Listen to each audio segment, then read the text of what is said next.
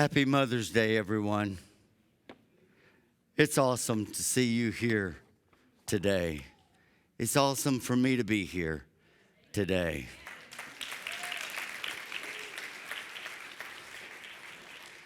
Thank you so much for all of your prayers, the wonderful cards that you've sent, the remembrances and the expressions of love.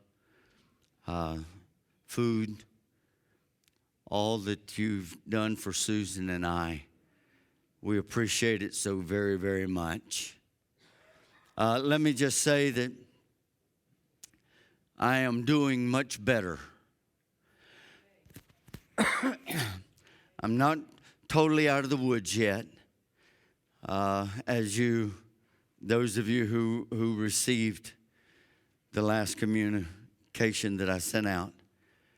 Last Tuesday, last week when I was here, I kept having a pain in my upper right chest.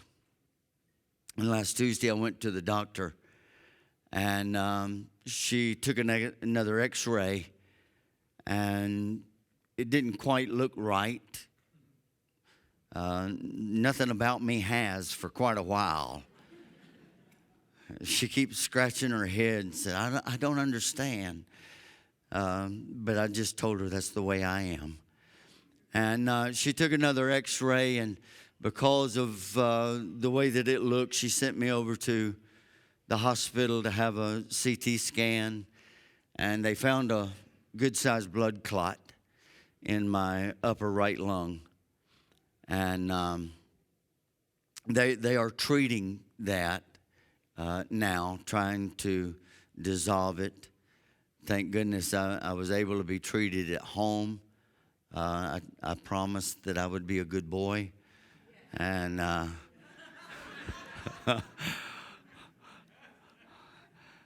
I've endeavored by the grace of God and by the nagging of my wife to fulfill what I promised to the doctor.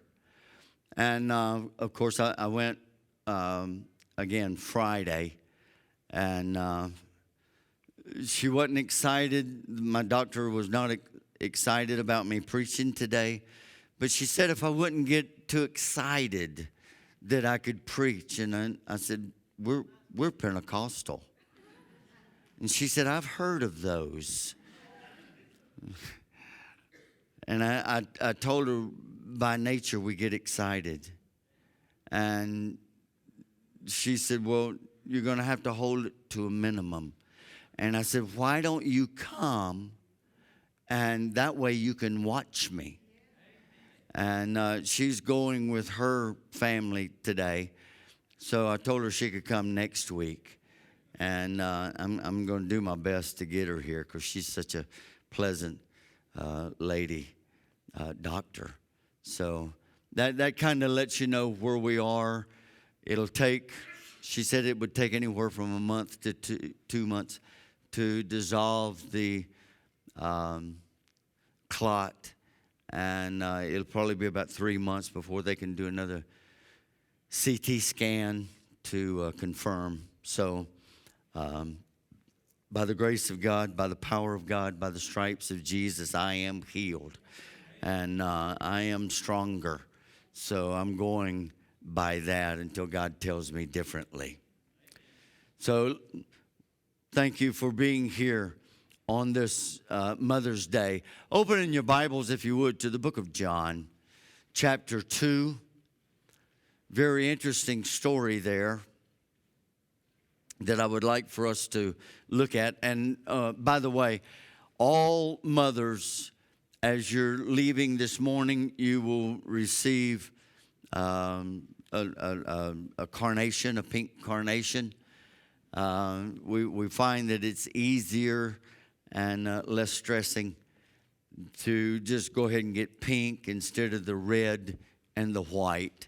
One for the living mother and one for the mother who's passed away. So we just get a pink and honor you as mothers, and you can honor your mothers in the same way. So in John chapter 2, somewhere between verses 1 and 20 is our story. But I'm taking two scriptures because there's two things that I want you to take away from here today.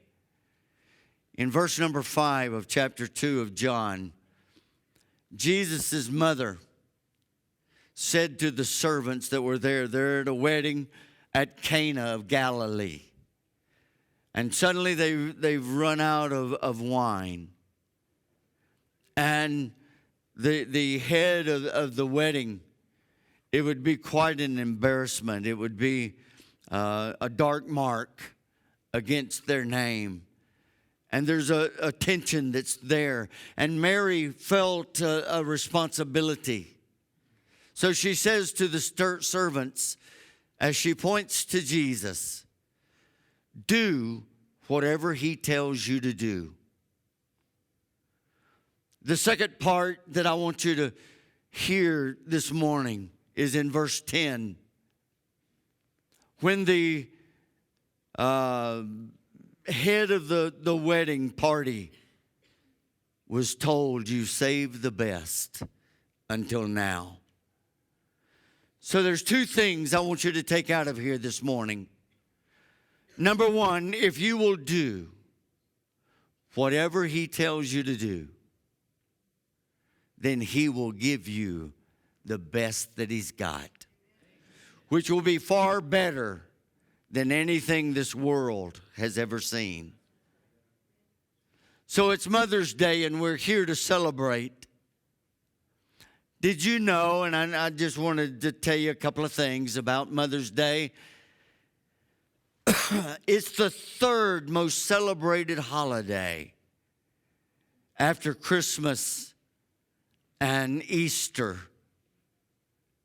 In fact, during this time of Mother's Day, 145 million cards will be sent.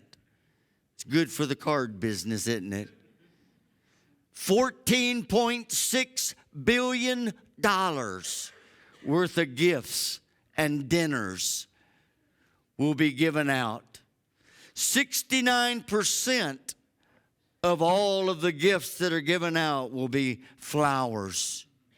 There's more long-distance calls made today than any other day of the year.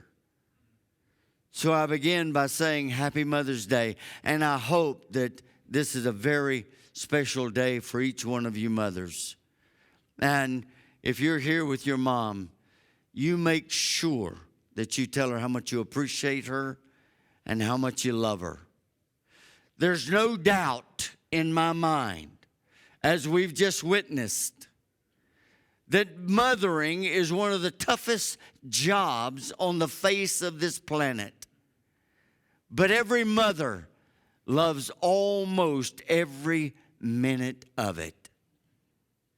Not at the time it's going on, but several years down the road, you'll look back and say, boy, that was great. Right now you're saying, oh, I'd like to pull all my hair out. But one day you'll look back and say, that was wonderful. So today we pursue a thank you that is worthy of mothers. So this one day of the year, we all in unison say Happy Mother's Day to our parents. Would you look at your mom and just say Happy Mother's Day? Dad, would you look at your wife and say Happy Mother's Day? Because if it wasn't for her, you wouldn't be a father.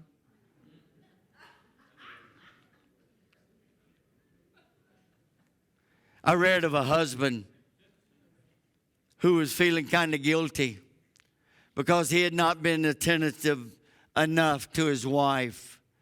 So he decided to make an abrupt change. And he says, I'm going to do better. So on his way home from work, he bought a box of candy and a bouquet of flowers to surprise his wife with. And he walks up to the door and he says, how can I really make this a great surprise? He said, I know what I'll do.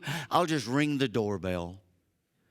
So he walks up to the front door and he rings the doorbell, and she comes and answers the door, and he's standing there with the candy in one hand and the flowers in the other, and he begins singing, have I told you lately that I love you? Suddenly she just burst out crying. Huge tears flowing from her eyes. And she sobs out, oh, Harry, everything's gone wrong today. The plumbing is leaked and it flooded the bathroom. The kitchen's flooded because it ran under the wall and into the kitchen.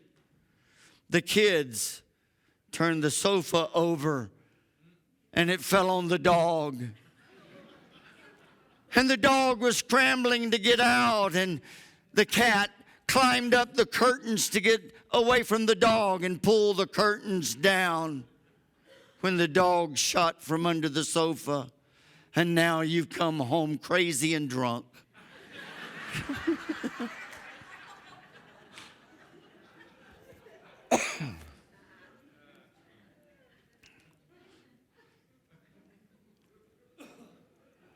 I hope your wife, whenever you take her out to eat, or you put your arms around her and hug her, or you give her flowers, I hope she doesn't say, are you drunk? I bought my wife a jar of pickles.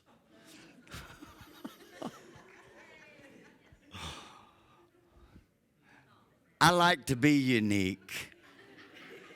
She loves salt and pepper pickles, so I bought her a jar of salt and pepper pickles and said, Happy Mother's Day. And she doesn't have to worry because they're all hers. I can't stand them. I realize that some of you, as we celebrate Mother's Day, this is a day of mixed emotions for you.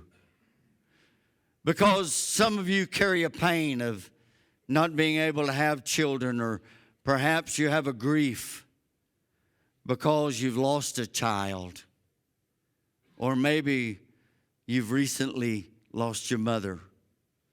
A little less than 6 months ago, one of the greatest ladies that's ever touched my life stepped across that door called death and into the presence of Jesus that she loved so much. My mom passed away little less than 6 months ago. So this is a little bittersweet for me also. So it's my prayer that God will bring you grace and that God will give you strength to walk through this time if that pain is in your heart. I know that His grace is more than sufficient. So in John chapter 2, we begin to read the story about Jesus and His mother. They had traveled to this family wedding. I've heard that it was on Wednesday. How I know that, and the way that they authenticated it, was that it was on Wednesdays that every virgin sought to be married. I don't know exactly which member of the family that it might have been that was getting married. Some writers have said that it was Mary's nephew. We don't know that for sure. But we know this, that Jesus' mother felt somewhat responsible for the reception that was going on. In those days, it was the groom's family that bore the responsibility for the celebration. So we pick up the story in John chapter 1. It says that it was on the third day that the wedding took place at Cana in Galilee. Jesus' mother was there, and John makes sure that we understand that. It says also that in verse number 2 that Jesus and His disciples had been invited to the wedding. Verse number 3. When the wine was gone, Jesus' mother looked over at him and said, "They have no more wine." And Jesus answers in a very peculiar way, a way that we sometimes might think was a little rude. He says, "Woman, why do you involve me? What's this to me? Why are you telling me about this? My hour has not yet come." But Jesus' mother was bigger than the hour. I love this. The need was greater than the appointed time. She paid no attention to him.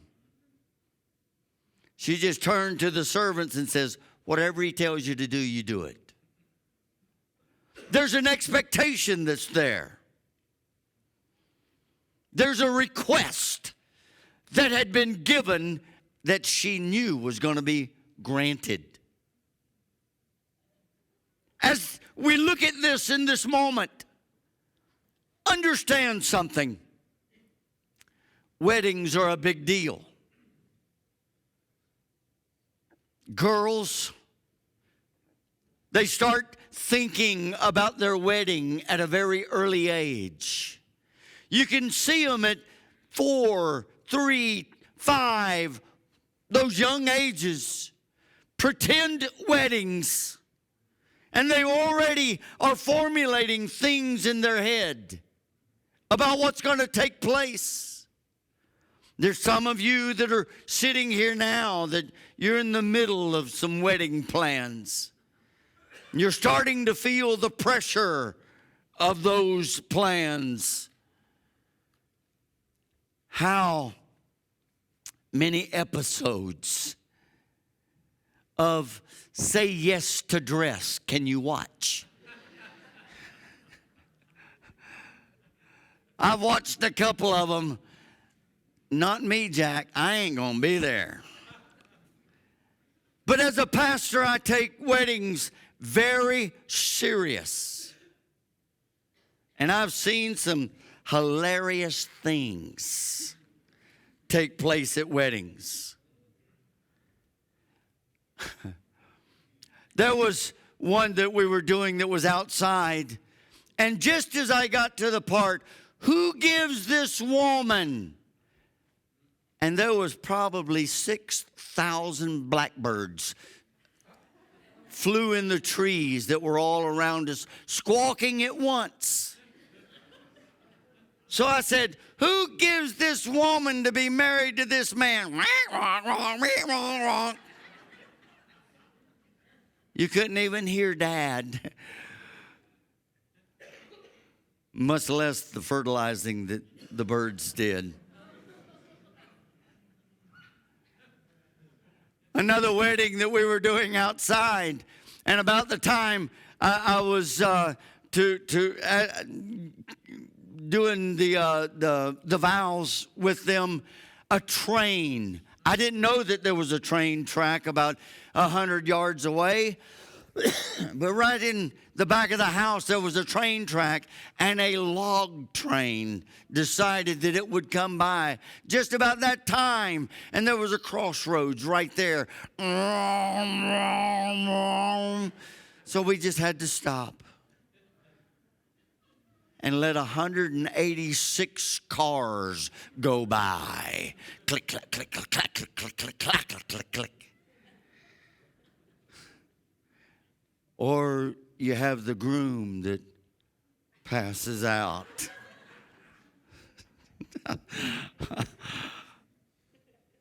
Don't you just love it?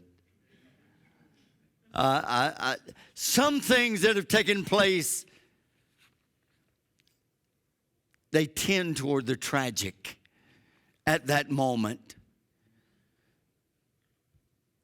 But most of them are hilarious years later.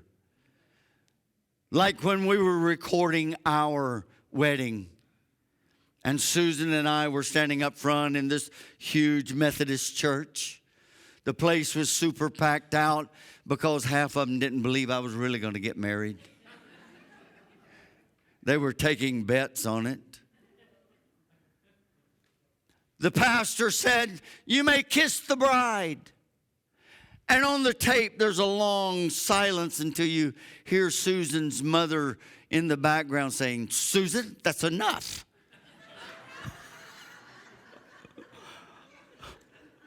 I wouldn't take anything for that. That is precious.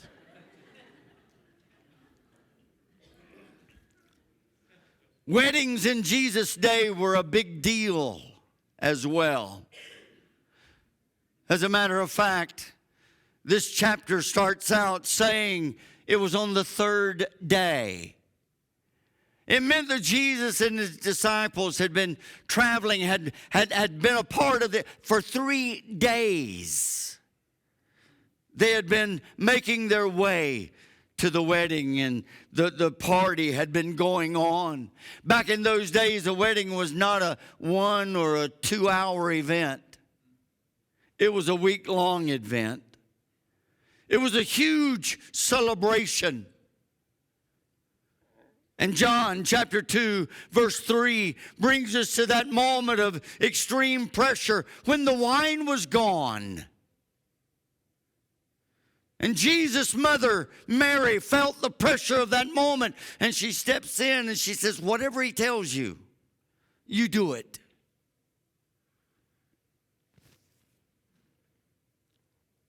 This huge problem.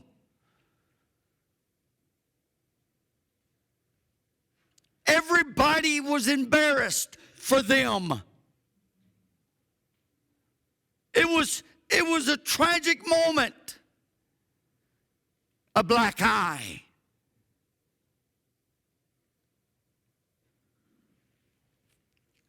That X mark beside their name. And some of you might be wondering, was it Welch's or was it the real thing? You know, it really doesn't matter. They were out of it, whichever one it was. I'm not here to argue those. I want you to see something here. Do whatever he tells you to do. That was the solution to the problem. You know, moms give good advice. We usually don't realize that until it's too late. I would love to be able to call my mom up and ask her opinion or advice on something. His mother gave advice. Whatever he tells you, you do it. You see, Jesus understood the Old Testament because it was a part of the law that says, honor your mother and your father. And because of that honor, he steps in. He knew exactly what to do. Jesus always knows exactly what to do. Mary knew that. In the courtyard of the home, there were 6 ugly stone water pots. Each pot would hold about 25 to 30 gallons of water. They were for the visitors to wash their feet before they would enter the home. Jesus said, I want you to fill each one of them with water. The crowd was rather large and the water had been somewhat depleted. And Jesus said, fill them back up. The workers obeyed and they filled them up. And John notes, if you'll pay attention to his writing, that they filled them to the brim. In other words, there was no more room. No more could be added to it. All the way to the top. And maybe even spilling over just a little bit. Jesus was careful in that moment. It's just like him to just filled every empty vessel that he could find. He's searching through the congregation right now. And he's seeing vessels that are empty. And it's his desire to fill you up with himself, to fill you with joy, to fill you with peace. I've heard the testimonies, some of your testimonies, how your lives had very little meaning, how it was your lives were low on joy and you really had no purpose. There was no fulfillment in your life. And suddenly Jesus steps into the situation. And as soon as he's in the middle of your need, everything changes. It's because Jesus is in the business of filling empty vessels. He fills them with himself. That's why Paul could say in 2 Corinthians 4:7, we have this treasure in earthen vessels. What you and I have in our hearts, what you and I have in the depth of our lives, all heaven smiles because we are full of the Lord Jesus Christ, the very Son of God. Perhaps you're here today and your life feels so empty. Maybe you're here today and the purpose seems to have ebbed out of your life. You feel like your life is about as exciting as one of those ugly stone pots. Perhaps not much more attractive. Maybe it's been years since you really felt anything flowing from your heart, from your life. You're dry. Maybe you're sitting here and there's nothing that is coming out of your life that's worthwhile. Whether you're young or old, it really doesn't matter. There's just no flow that's there. There's a dryness, a parchedness. Life seems to be passing you by. You see other people smiling and full of joy, but there's no joy, there's no smile for you. Maybe you're sitting here right now and your future is evaporating away. You're wondering where it's going and where it went to. I got good news for you today. Jesus can fill your mind. He can fill your life. He can fill your heart with that new wine, that joy of the Holy Spirit. He can give you something that money can't buy. Prestige can't earn you. He can give you something this morning that people would die for and have. He can give you a joy unspeakable and full of glory. It's a promise of His Word. When we come to Him with the empty life, He will fill it all the way to the brim, even running over. David said, my cup runs over.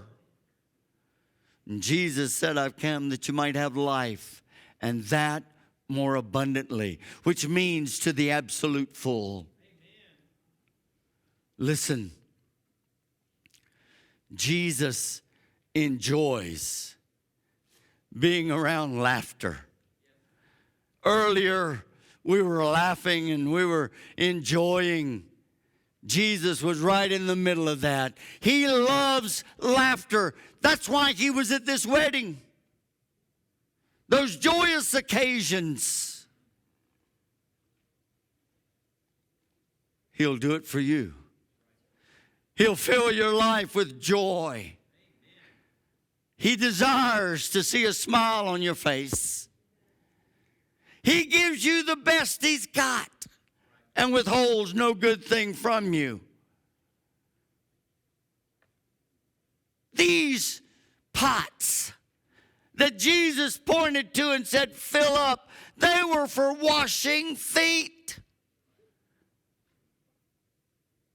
And Jesus said, I'll repurpose it, That's one of our modern words, repurpose. In other words, we'll take something that's used for something else and we're going to use it for our purpose. Jesus said, I want you to go over there, and I want you, when you fill those up, to dip out of them. Fill cups with what's in those water jars and take it to the master of the banquet. And then begin to serve all the guests. Now there's pressure not on Mary, but on those servants. They felt like they were fixing to die. That dude's gonna kill us when he finds out that we got this out of the foot washing jug.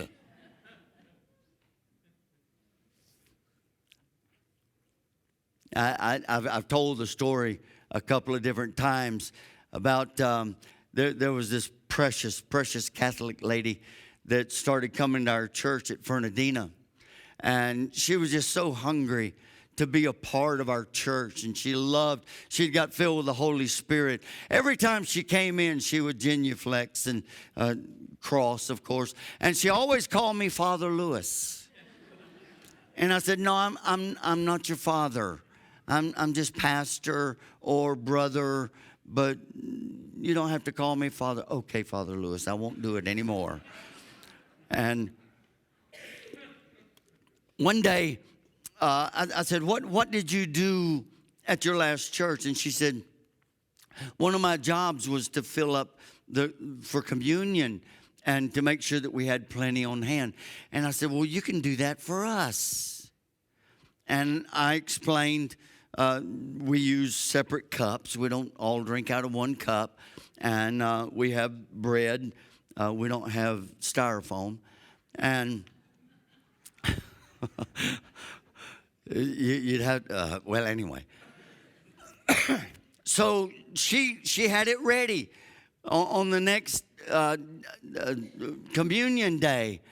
And we served it, and everybody received it. And I said, you can partake of the cup. And the moment it touched my lips, ba-wang, I said, this is real. This is real. And Catholic, real trouble. All of those things were flooding my soul until I looked around and people were going.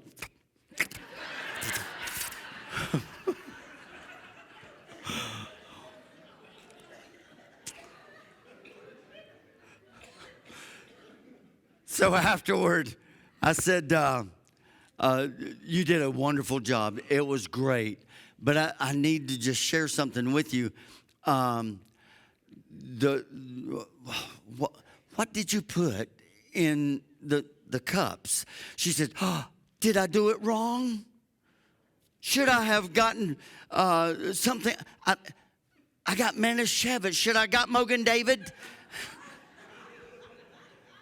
And I said, no, we use Welch's.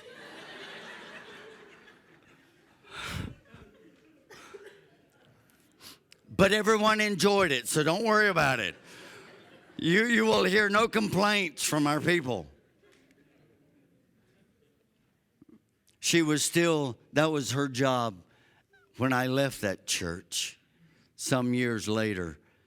And she did it with great pride. It was important to her.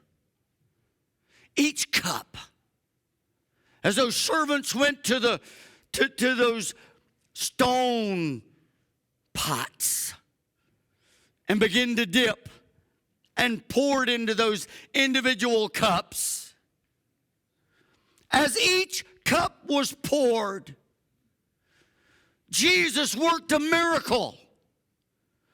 And that water that was dipped turned into a cup of wine. As they obeyed Jesus and they began serving it, they found that what was once ordinary run-of-the-mill water suddenly became the very best that had ever been served. And there was an exclamation about it. One of the guests said, "You saved," in verse number 10 of chapter 2, "you saved the best wine until the last." It was the first great miracle that Jesus ever performed publicly. The miracle was behind the scenes miracle. But it met such a huge need that popped up all of a sudden at a wedding in a little town called Cana down in Galilee. You see, Jesus' mother needed help. And she knew something that I want you to know this morning. Jesus' mother needed help, and she knew that Jesus would help her. He wanted to make her proud. He wanted to meet her need. He wanted to honor his mother. His mother felt the pressure of the moment. She looked to the only solution that was at hand. She was saying to him, "You have the ability and the power to do something about this."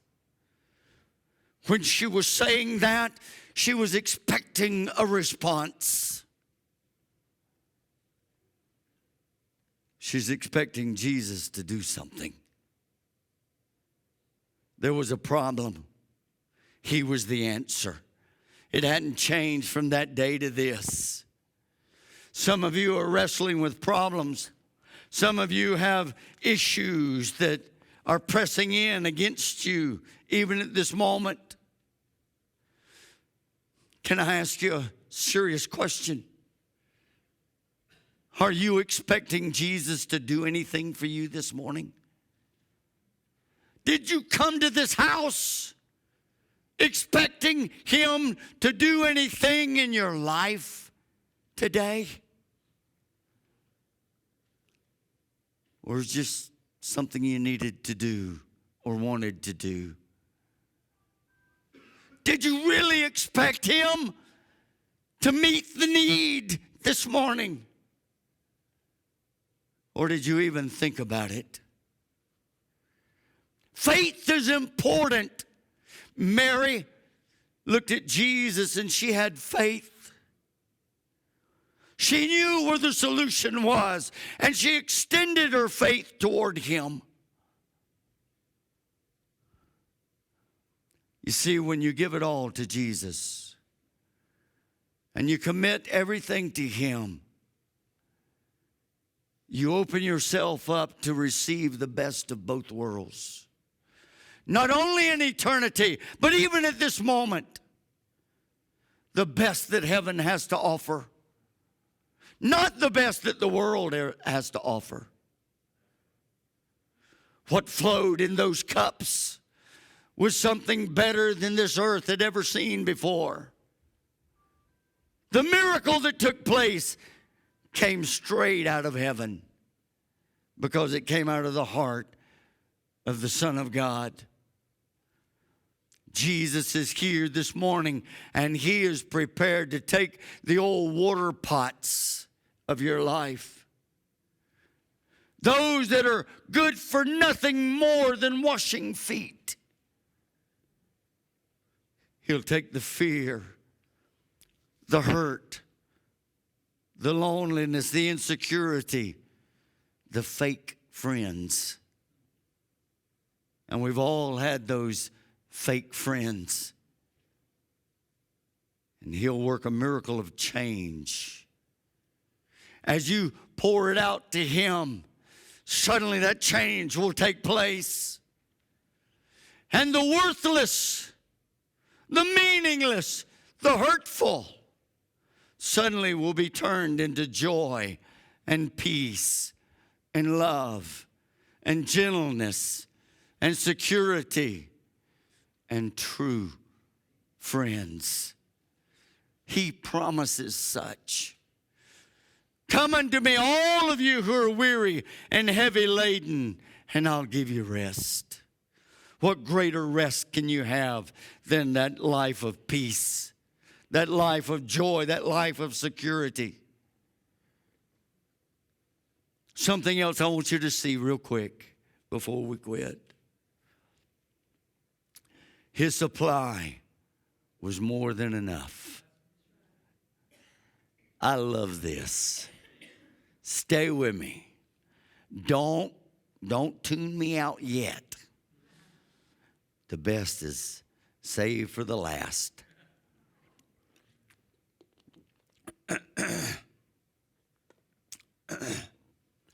Six stone water pots filled to the brim. Those 6 pots would hold between 180 and 200 gallons of water. Think about it now. The guest, even in that day, a large guest list would be somewhere around 50. That would have meant 3.5 to 4 gallons of the best wine that had ever been served to a human being. Son, I know some of you, you're tallying it up now. Woo, I wish I'd have been there. This was not a 1-glass pinky held high item that was going here. This was a blessed moment. It equaled in scope the 5 small loaves and 2 fishes that fed 5,000. A miracle took place. A miracle of abundance. When I was kneeling, asking Jesus to do something in my life 43 years ago or so, I made a statement. If you're not big enough to keep me, don't waste my time. Oh, listen. He's more than enough. He has the abundance. After those 5,000 were fed, the disciples went through and picked up 12 baskets full that were left over. You can see here 3.5 to 4 gallons per person. Son, that's a lot left over. There wasn't going to be no foot washing going on. So I'm here to tell you this. There's no need on earth. There is no need that you can conjure up in your life. There is no need known to man that can exhaust the supply of grace that God has got. You can be the worst of the worst of the worst, and He can meet your need. You can say, Pastor, you don't understand what I am. It doesn't matter what you are. It's what He is that counts, and He is more than enough. When you commit it all to Him and do what He says, I guarantee you that you'll shout, you saved the best till the last. You gave me the best you had. 6 stone water pots. Dry, empty, not very attractive until Jesus came along. And in the moment that He came, everything changed. This is where we come to today. This is where we are right now. Is there anything that you need in your life? Do you need something in your life that has never been there before? Oh, Pastor, I need peace. I need joy. I need to be able to love again. Some of you really don't have any love in your heart anymore. It's been snatched away and stomped underfoot. I need to be able to love again. Let me tell you, it's not a need that you have. It's someone that you need in your life. Because in that moment that Jesus stepped into your situation and you allow him to fill your life, and you commit everything to him, everything changes. The burdens are lifted.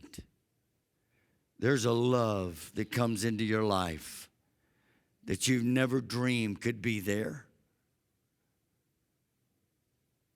I remember thinking, the grass is greener and the birds chirp prettier and louder than they ever have before. But it had nothing to do with the grass, and it had nothing to do with the birds. It's what Jesus had done in my heart and my life in that day. He'll do the same thing for you. Jesus supplies every lack that you have if you'll trust him, if you'll ask him, if you'll sincerely ask him. Would you bow your heads with me for a moment, please?